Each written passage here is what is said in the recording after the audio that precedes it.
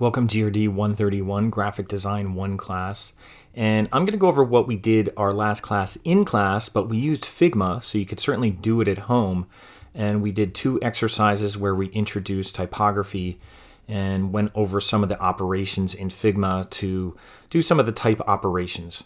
And that way we can do some things at home, and we could also have the same fonts that we work with, some of the Google fonts. So the first thing I went over was this exercise called Type Formatting Review.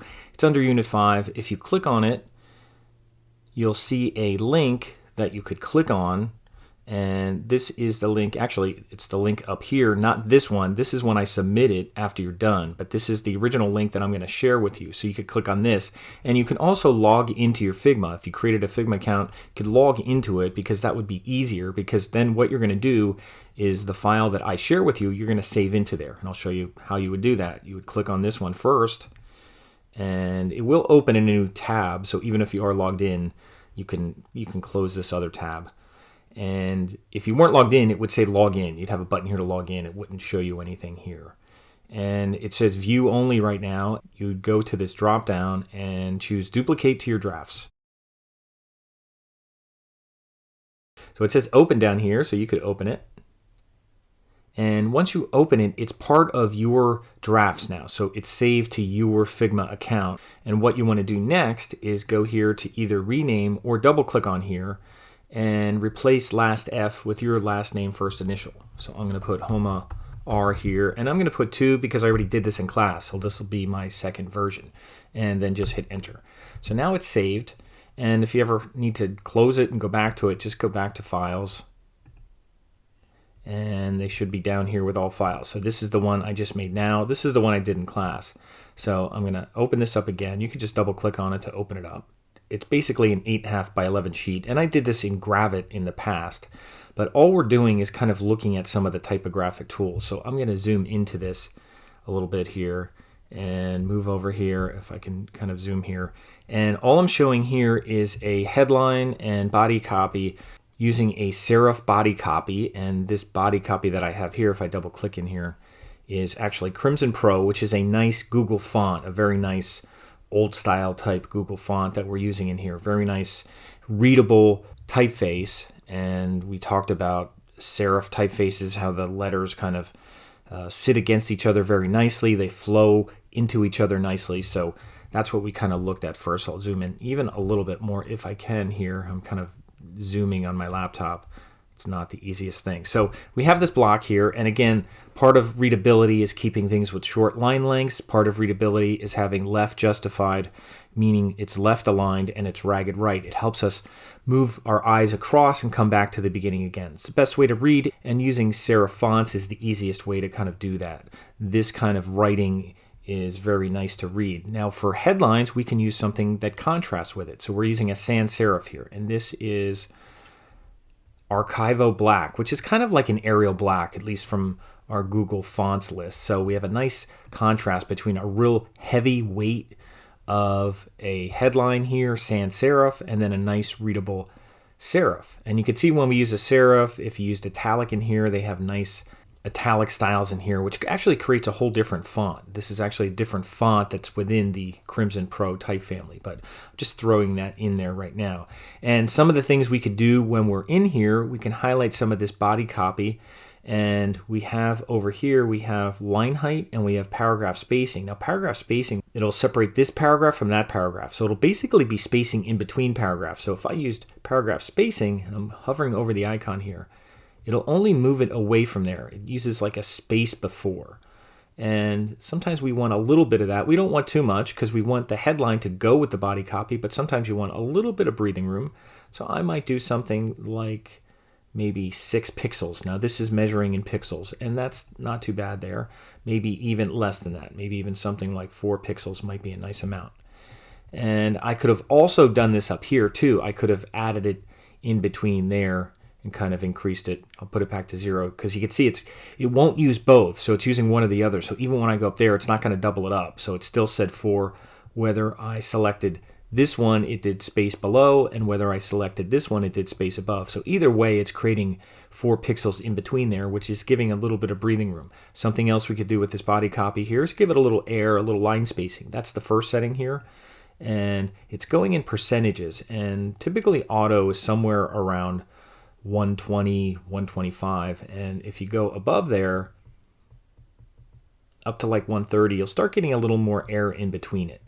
And that's pretty much what's called leading. It's called line spacing, and in here they call it line height, and sometimes that's used for body copy just to give a little more air in between it, and it just kind of helps lighten things up a little bit. So I have it at like 125 right now, and that's kind of a good amount for body copy in here to read that.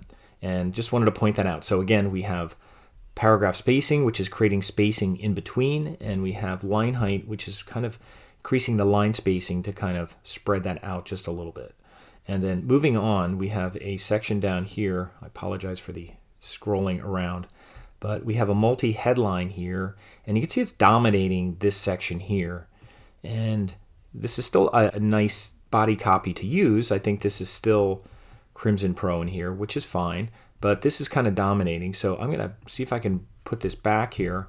This is a multi-line headline in use. And with headlines like this, what you want to do is kind of tighten things up a little bit. We certainly need space in between these, so I could go here and kind of increase this a little bit. I should be able to just put my cursor there and adjust that. Is that going to work? Yeah, that'll work.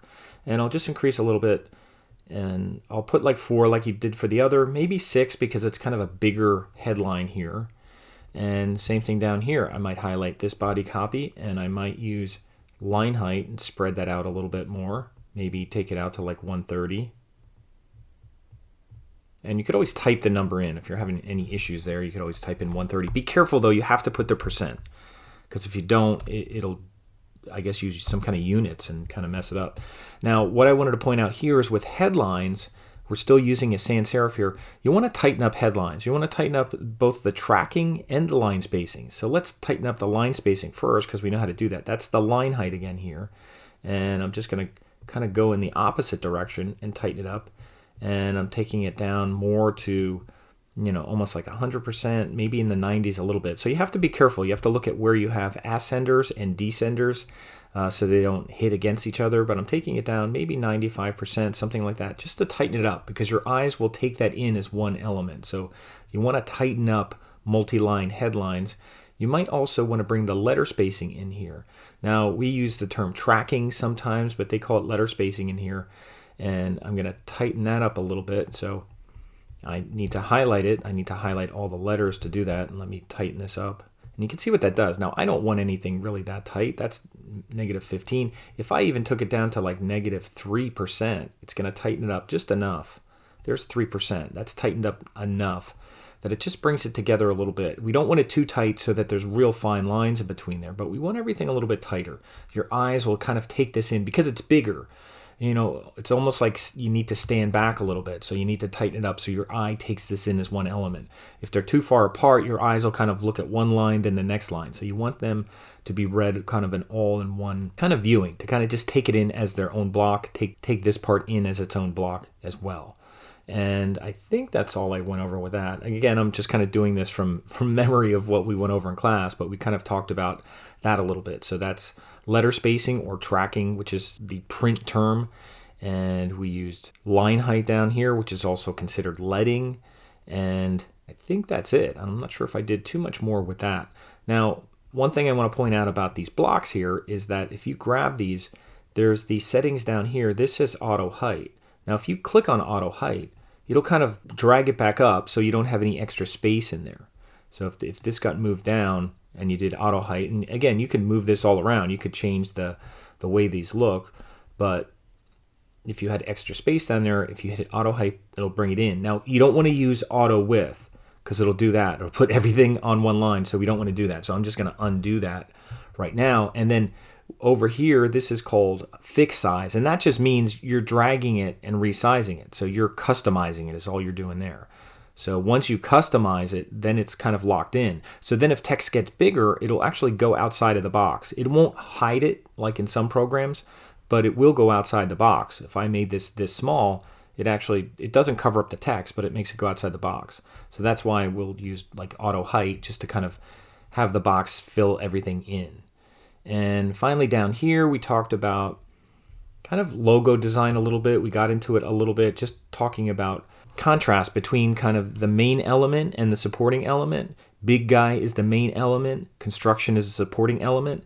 If we took this, I'll just click on here and made it smaller. Now to go smaller, I could go in between here, right next to the 48 and start going down. And I'm going to go down a little bit and make this smaller so that big guy stands out and construction is smaller. Now that looks okay, except they're both bold. It doesn't have good alignment now. And what we could do sometimes is increase contrast by making it lighter instead of having this black in a small size, which can get kind of muddy looking, especially from far away. We're going to lighten it up a little bit. So we're just going to go to maybe regular here. They do have light fonts in Roboto, light and extra light. But if it gets small, we don't want it too thin. We don't want anything too thin where if you get far away, it's going to break up. So even though that looks nice right now, we don't want it that thin. So I'm just going to use regular because there's nice contrast between that. But one thing we can do to lighten it up, and lighten it up vertically we did with line spacing, we can lighten this up with character spacing. That means going over here and kind of stretching it out a little bit. Now we're not physically stretching out the width of the letters, we're putting space in between. So I'm just going to move that here, and that actually is pretty good. That's a good length right there. And what that does is lighten it up a little bit. Now you can even make this smaller. You can go smaller here in terms of the point size. It's at 30 right now. And let's say I wanted to take it down to maybe 24. And now I can spread it out a little bit more, really increase that contrast. And I'm doing it right to the end of the Y there, even though it's not going to that part of the Y. It looks better underneath there. And what happens here, and I'll zoom in just slightly, it starts to look like a logo because now we have contrast between this heavy font and this light font. Also between kind of the normal tracking and the spread out tracking. This forms like a little underline underneath, and it definitely makes this stand out and this becomes secondary, and that's what we want. But what we also have is we have some alignment. Now let me just push this over just a little bit. We have alignment here because now they align on the same side, and we also have something called proximity because they're in close proximity to each other. This goes with this. If this was up there, they wouldn't really go together. It wouldn't really look like a logo. But the fact that they're right next to each other, it's almost sitting on it like a border underneath it. That's making it more like a logo. And could you make a box here and put this inside? Yeah, you could do something like that. Now I'll just do this real quick. I'll just make a box here that's the same width. I'll make a box underneath. Now I'll make it the width of the whole big guy. And I'll fill the box with black. Now, if I was going to put this inside here, now I'm just going to copy it. So I'm going to hold Option. And if you were on Windows, you would use Alt and not that part. So let me undo. Let me grab this one and hold Option and move that down. And I want to make sure that's on top. And it's not. So let me grab this rectangle over here, pull it below construction. I'll pull it below both of them. And then I'll go on this construction and make sure it's white. So to change the color of that, it's the fill color of the text. I'll go here and choose white. And I might even go a little bit heavier because it's on a black background. I don't want these letters in white to be too thin. And you might say, well, why is that? What do you care? Well, because if this was actually printed with ink, the black ink would have the tendency to kind of spread a little bit and make the letters even thinner. So sometimes we try to keep these letters a little bit more bold if they're reversed out, if you're using white on black. So I might go here and make it Roboto, just maybe like a medium, just something a little heavier. And then I might go here and make it a little bit smaller. Maybe I'll go 22. And maybe I'll spread it out just a little bit more, something like that. The box might have to be a little higher. And they don't have middle handles on here. You just go to the corners and just kind of bring them down a little. And something like that. So just temporarily, let me grab this one and move it down. Temporarily, I could do something like that. That would work. Big guy construction. I could certainly add color here, anything like that. Right now, I'm just doing black and white. I could do something here where I click on this box. Maybe this box, instead of black, can be like a gray color, something like that. And it could just at least give the idea of what it would be like in color by having a different tone. Now that's not a big contrast going on there, but something like that. And again, what I'm just trying to get across here is using type to design logos by just basically using design principles, using contrast, using alignment, using proximity, and different kinds of contrast. Sometimes we could use different fonts. This is smaller and it's white. This is larger and it's very black. This is heavier, this is lighter, and so on. So we're going to do that so that there's more emphasis to the main element of the logo and less emphasis to kind of the supporting character, or the host and co-host, as I'll point out sometimes. So whether I did something like this, and I can go here and turn off that, and bring this up here. Just that works fine too. So we're just kind of working with text a little bit to get some contrast. And again, I'm using the same typeface family. I'm using Roboto and then using a light version of Roboto. And I can use different categories. I could use a serif font up here and then maybe a sans serif, but we don't want to use the same categories of fonts. We don't want to mix Crimson Pro and Garamond, or we never want to mix the same categories of fonts. And I'll talk more about that. And finally down here, the last thing I mentioned about this was basically just adjusting something called kerning. Now, kerning is basically just kind of issues between pairs of letters. And this isn't really that bad as far as the kerning, but where you see it sometimes is between A's and V's. And even in Illustrator, they use the A and V as the icon for kerning, because this letter angles out and this letter angles down. If they were positioned so that they were kind of the same distance apart, there would be a big gap, because right now they're overlapping. But if they were actually the way they normally are, and let me kind of do that, if they were kind of the same distance apart as other letters, they would look like that, and that wouldn't look right. So they need to overlap. So that's called kerning between pairs of letters. So I'm going to put that kind of back where it was, and maybe even just a little bit more, and get them a little tighter. And you'd see it between an A and a T, because you don't want too much of a gap there. So I might go in here and actually tighten up that just a little bit. I'm moving over to the left just a little bit so that T goes into the space a little bit. And down here, they're not quite touching. I don't want anything touching necessarily. Here's the O. I might move that over a little bit. Now, this is if you're working on logo design or something like that. You wouldn't do this for all kinds of letters or headlines or things like that. You do it only if you're designing a logo. So I just want to point that out. It's more for kind of correction when there's an issue. It's not something that you want to be messing around with all the time.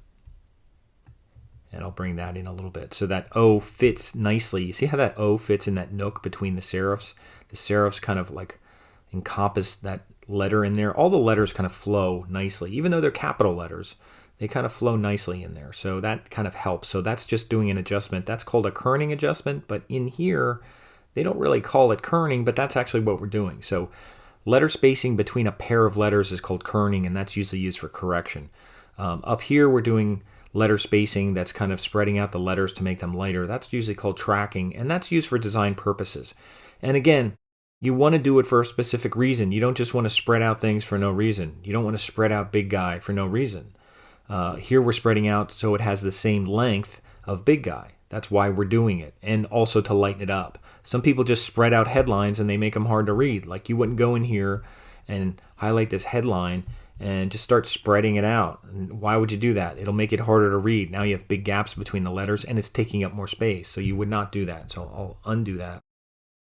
And that's just some basics for typography that we're kind of starting with here. We have a little bit of kerning down here. We have some tracking here. We have design principles that we're incorporating here in designing a logo, which we'll do a lot more of. The idea of a headline should be a little bit tighter in terms of its line spacing, and sometimes its character spacing can be a little bit tighter, not too much. And body copy, we could sometimes spread out the line spacing, the tracking a little bit to lighten it up a little bit. We don't want it too tight. And we always want to keep our line lengths nice and short. We never want to have, paragraphs that are too long like that. That just gets very fatiguing to read across the page. So we want to try to keep things in shorter columns. That's why there's columns in newspapers and columns in magazines. And on web pages, we try to put things in columns. So it just makes it easier to read, easier to just read a couple words across and then start again. If you're reading too many lines across the page, it just gets fatiguing. You wouldn't want to read like that. So we're going to try to avoid things like that. So we're going to talk about readability, and we're also going to talk about legibility. Legibility is if you can read it or not, if it's hard to read. Readability is how nice it is to read. And we'll also talk about a lot of typographical adjustments we'll make, and we'll also do a lot of type-based logos. We'll talk about personalities of type, we'll talk about the categories of type, and the next exercise that we do in Figma is talking about the categories of type that we look up on Google Fonts and find some categories of serif, sans serif, slab serif, script, and decorative, or display as they call them in Google Fonts. So that's kind of what we did here. We just kind of made some small adjustments here, and we did that in class and talked about it a little bit, kind of like a hands-on kind of lecture. And once you're done with this, if you're kind of doing this with me, to share it and turn it in, you just go to share and you copy the link and it gets copied to the clipboard. And then when you go here, you can turn it in. You can add a comment and insert a link. Because it's a link, you want to use this link tool and just paste it here. And then I always ask you to make it open in a new window, because then when I click on it, it opens in a new tab and I don't have to use the back button to go through anything when I'm grading it. So always make it open in a new window and hit save. And it'll just look like that. And I'll hit save again. And now I have 2 comments in there. There's the first comment from 10/6 from our class on Thursday. And this is the comment from the Monday night when I'm recording the video, for anybody who missed class. And again, I didn't remember everything I did. I was planning to do it Friday and didn't do it Friday, so it's further away. But that's kind of what we did. So I'm going to go over the next exercise that we did with the type categories also in Figma, so that people can do it at home and that we're also consistent with the fonts that we use.